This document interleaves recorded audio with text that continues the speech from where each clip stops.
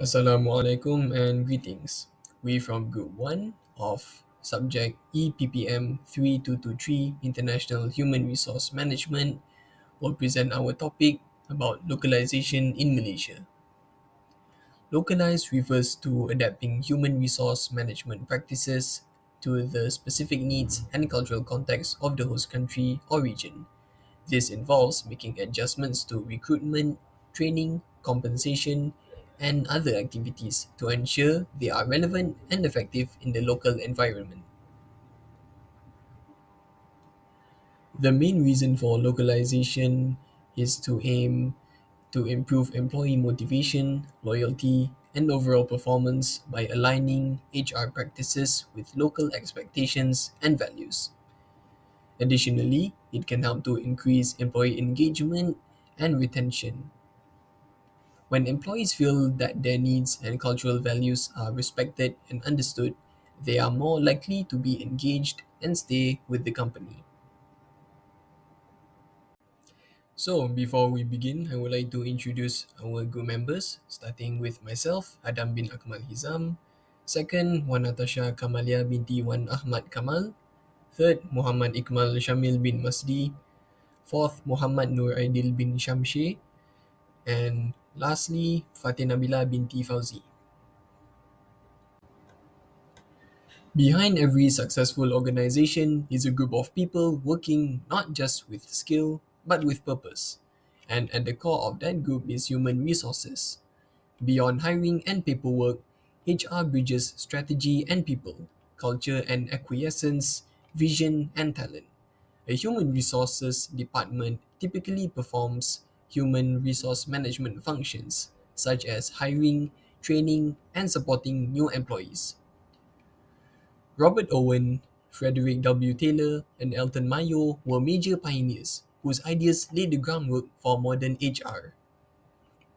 Relevant HR theories and research that shaped the field were Maslow's hierarchy of needs, Herzberg's two-factor theory, and McGregor's theory X and theory Y. The origins of human resources can be detected to the Industrial Revolution and early 20th century management theories, where the growing complexity of work, labor reforms, and emerging psychological research laid the foundation for HR as a strategic function focused on balancing organizational goals with employee well-being. Now, I'll be presenting respect local culture and religion value. They are divided into three parts. First one is accommodating diverse practices. Second is non-discriminations and employees' right. And last but not least is sensitivity to cultural customs. In Malaysia, our workforce is incredibly diverse with people from different ethnic and religious backgrounds.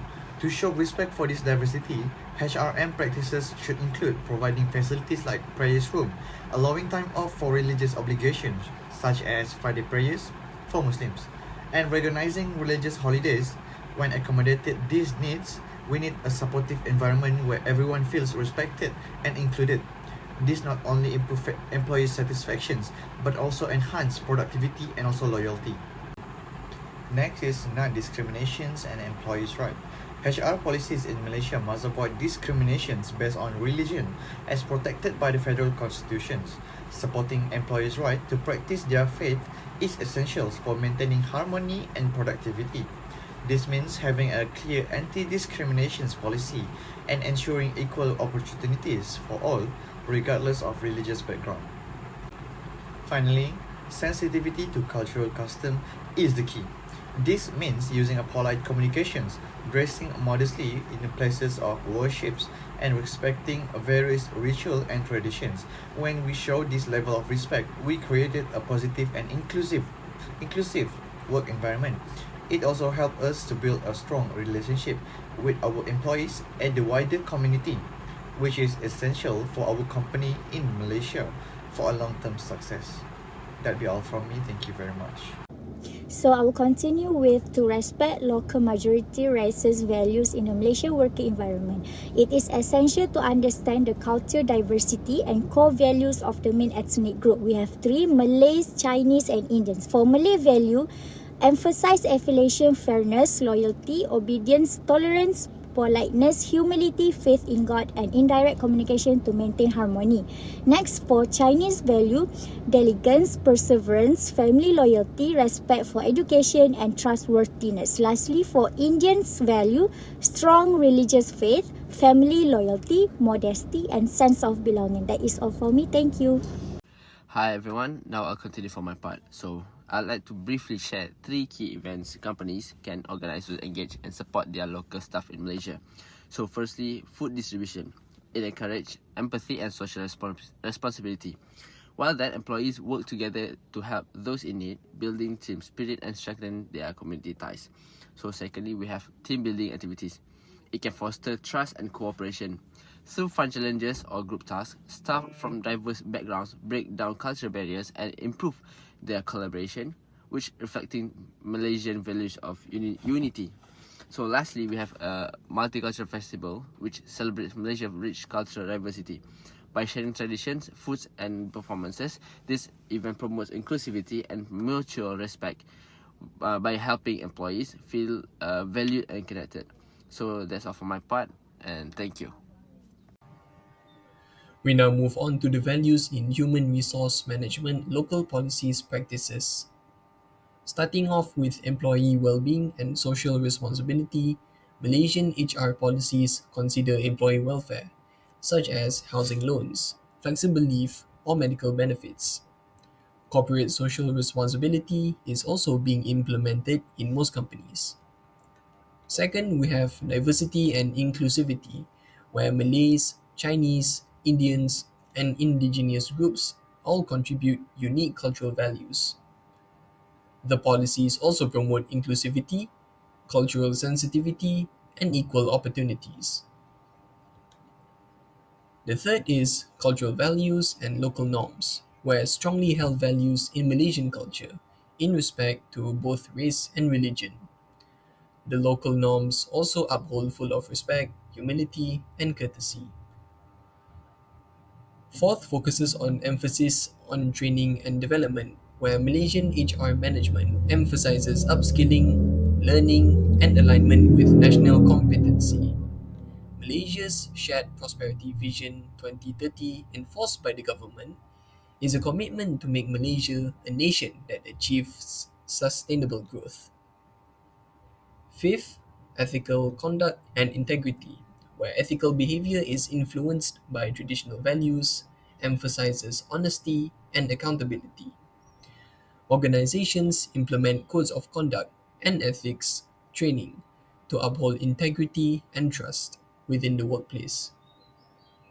Sixth, respect for hierarchy and authority. Because Malaysia's high power distance create respect for seniority, formal chains of command exist where top managers have high authority. Seventh is collectivism and harmony. Malaysians focus on teamwork, consensus building, and conflict avoidance to maintain workplace harmony. Malaysians also punctuate harmony, cooperation, and mutual respect. Finally, ethical growth and fair practices, where top management conducts decision making and it is highly regarded in the workplace.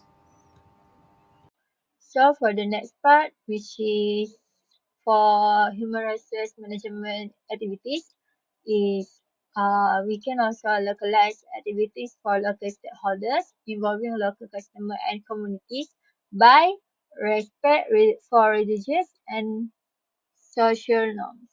Like we can also provide prayer rooms, halal food options for all the religious and time off for religious events for Muslims, alike workplace practices with local customs for good providers for them.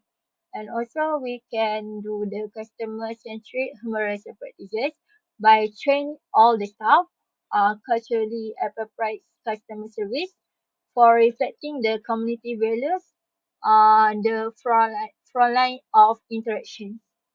And then we can also do the partnership with local instruction for collaborate with schools, training centers, and community organizations to develop talent, talent, preparedness, and social impact projects, like the good event for the projects for people.